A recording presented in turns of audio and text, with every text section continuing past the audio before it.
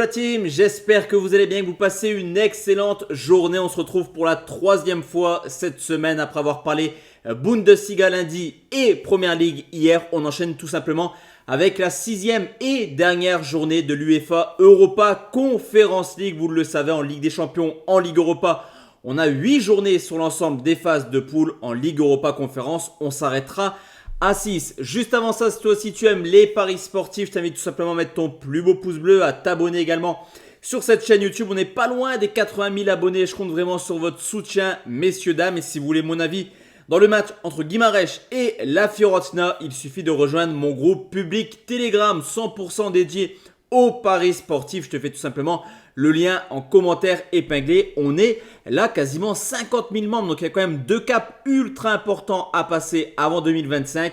80 000 sur YouTube et 50 000 sur Telegram. On commence tout de suite cette vidéo par le Betis Séville qui reçoit Helsinki. Alors juste avant de vous détailler l'ensemble des matchs, les gars, ça reste de la Conference League. C'est quand même des équipes que j'ai pas trop l'habitude de regarder, voire très peu. Je prends l'exemple d'un Djurgården, Legia. Honnêtement, je me suis juste basé sur les statistiques. Donc soyons indulgents sur ce coup. Et c'est vraiment sur Telegram où j'ai une très belle confiance entre Guimarães et la Fiorentina.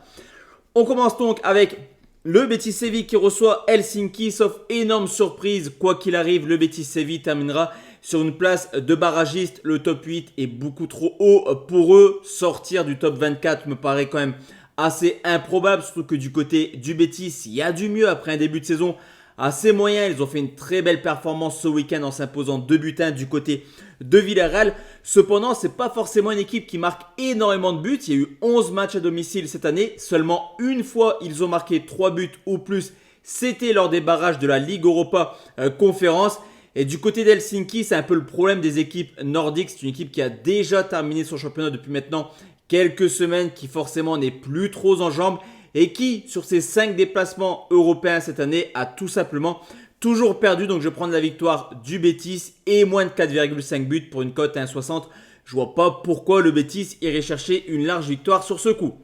Le Cercle de Bruges qui reçoit Başakşehir. Là, sur ce coup, on a un duel extrêmement intéressant. C'est clairement la victoire et rien d'autre pour les deux équipes, que ce soit le Cercle ou Başakşehir. Obligation de victoire sur ce coup. Ça devrait être plutôt un duel assez ouvert. On a la 5e et la 6e équipe la plus prolifique de cette phase de championnat, avec en moyenne 3,8 buts par match. Cependant, je vais mettre quand même un léger avantage au Cercle de Bruges qui est plutôt sur une très belle dynamique à domicile avec 2 victoires en 2 matchs en Coupe d'Europe. Au contraire des Turcs qui restent sur 6 matchs sans victoire à l'extérieur. Je vais prendre Cercle ou nul et plus d'1,5 pour une cote à 1,65. Chelsea qui reçoit les Shamrock Rovers. Sur ce coup, on le sait depuis le début de compétition, quand Chelsea affronte un adversaire, généralement il n'y a pas match. Encore une fois, on devrait avoir l'équipe B. Encore une fois, on devrait voir Chelsea s'imposer plutôt facilement. Mais attention quand même, parce que cette équipe des Shamrock Rovers n'a toujours pas perdu le moindre match en Conference League. Et en plus de ça, en fonction des autres résultats, il pourrait également jouer le goal average. On le sait, le championnat est tellement serré que ça pourrait se jouer à la différence de buts. Et je vois quand même les Shamrock venir défendre à 1000%, même s'ils encaissent 1 ou 2 buts, continuent à défendre pour garder une différence de buts positive. Donc pour moi, Shamrock ne proposera pas de football. Je vais prendre les Rovers, ne marque pas pour une cote à 1,59. Djurgården qui affronte le Legia Varsovie. Il manque seulement un petit point du côté du Legia pour valider sa place dans le top 8. Une équipe de Varsovie qui surdomine son championnat polonais et qui en plus de ça réalise une très très belle saison cette année en Coupe d'Europe. Du côté de Djurgården, le seul réel test cette année en Coupe d'Europe s'est soldé par une défaite sur le score de 2-1 contre Guimarães. Les bookmakers mettent Djurgården favori. Honnêtement, je me pencherai plutôt sur le Legia sur ce coup qui réalise, comme je te l'ai dit, un très très bon début de saison. Donc je vais prendre nul ou Legia, 1,61. Legia Varsovie, 5 victoires en 5 déplacements européens. Pourquoi pas une 6e victoire. La cote de la victoire de Legia est quand même à 3,02. Donc il y a quand même un coup intéressant à faire sur ce coup. Comme je te l'ai dit, Guimarães-Fiorentina, ça va être sur mon groupe public. Donc on enchaîne directement avec Eindhoven qui reçoit Saint-Gallen, une équipe d'Eindhoven qui a encore connu une nouvelle défaite ce week-end. Ils enchaînent les mauvaises performances. 9 défaites sur les 10 derniers matchs. Alors il y avait quand même eu un bon début de saison en Ligue Europa Conférence avec 2 victoires de suite pour les Allemands. Logiquement, avec 6 points, ça passe les places de barragisme. On a quand même une équipe d'Eindhoven qui pourrait se reprendre contre une équipe de Saint-Gallen qui encaisse énormément de buts. C'est simplement la pire défense pour l'instant avec 17 buts encaissés. Et comme je te l'ai dit, les Suisses peuvent également surfer sur la mauvaise dynamique des Allemands pour pourquoi pas aller chercher une place de barragiste. Quoi qu'il arrive, il y aura du but, je prends un plus de 2,5 à 1,50. Larne qui reçoit la Gantoise. Larne est déjà éliminé, 5 matchs, 5 défaites pour les Nord-Irlandais qui ont réalisé tout simplement une campagne désastreuse. Alors forcément, je vois mal comment ils pourraient prendre un point contre la Gantoise. La Gantoise qui est dans l'urgence de prendre des points pour espérer aller chercher une place dans le top 8. Cependant, pour cela, il faut gagner avec énormément de buts, comme je te l'ai dit. La différence de but pourrait jouer en cette fin de compétition.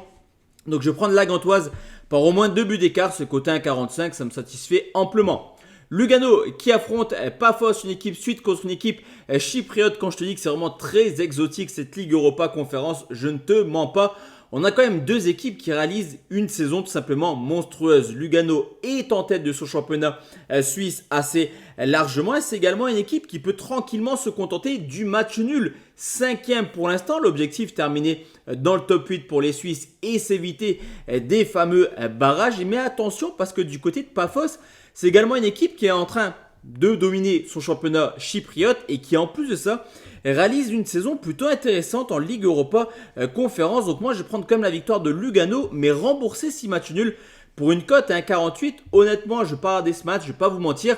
Mais sur le papier on a quand même deux équipes en grande forme donc le duel devrait être plutôt intéressant à suivre si vous le souhaitez. Molde qui affronte le Mlada Boleslav, comme je te l'ai dit, c'est un petit peu comme Helsinki, cette équipe de Molde a déjà terminé son championnat. Forcément, c'est assez compliqué de se remettre en jambes un petit peu, surtout que Molde a connu une semaine désastreuse. Il y a maintenant 15 jours, il y a eu cette défaite lors de la dernière journée du championnat, ce qui les a empêchés de rejoindre l'Europe l'an prochain. Également une défaite lors de la finale de la Coupe. Donc si Molde perd demain, c'est vraiment un scénario catastrophe en 15 jours. Surtout que le Mlada Boleslav, messieurs dames, c'est une équipe qui est très en forme à l'extérieur, qui reste sur 2 victoires de suite dans cette compétition. Mais Molde doit s'imposer. Là aussi, on devrait avoir un duel plutôt agréable à regarder. Je vais prendre les deux marques à 1,72. Et enfin, la dernière rencontre, désolé, j'ai mal à la gorge depuis le début de la vidéo. C'est le Panathinaikos qui reçoit le Dynamo de Minsk. Là aussi, c'est un match sans trop d'intérêt, on va dire. C'est l'une des seules rencontres où il n'y a pas trop d'enjeux. Logiquement, le Pana devrait s'imposer. Ils peuvent encore espérer aller chercher une place dans le top 8, mais ça me paraît complètement improbable. On s'attendait à mieux, surtout du côté du Pana, qui après avoir embêté l'Ajax et éliminé le Racing Club de Lens en barrage, on s'était dit que le Pana allait avoir l'opportunité, on va dire, de terminer dans le top 8, mais ça va être trop compliqué. Je pense d'ailleurs que c'est même impossible au vu des calendriers des autres équipes. À côté de ça, Minsk, seulement une victoire en 5 matchs. En plus de ça, c'était contre l'Arneux, qui est, comme je te l'ai dit tout à l'heure, tout simplement la pire équipe de ce début de compétition. Donc pour moi, le Pana s'imposera sans souci par au moins 2 buts d'écart. C'est une cote à 1,68. Je ne vois pas forcément une équipe de Minsk capable de faire un coup en Grèce. Donc voici la team, mes avis concernant la 6e et dernière journée de Ligue Europa Conférence. Et on se retrouve demain soir où on se fait une petite vidéo 100% Coupe de France ou alors on fait un petit mix entre l'Espagne et l'Italie. Je verrai un petit peu ce qui est proposé de la part des bookmakers sur la Coupe de France. Très bonne soirée à tous et à toutes. Ciao, ciao.